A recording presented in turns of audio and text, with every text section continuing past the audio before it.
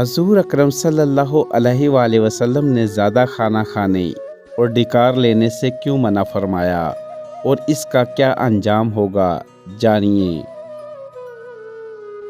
एक शख्स ने रसूलुल्लाह सल्लल्लाहु अलैहि वसल्लम के पास डिकार ली तो रसूलुल्लाह सल्लल्लाहु अलैहि वसल्लम ने फरमाया, हमारे सामने डिकार मत लो,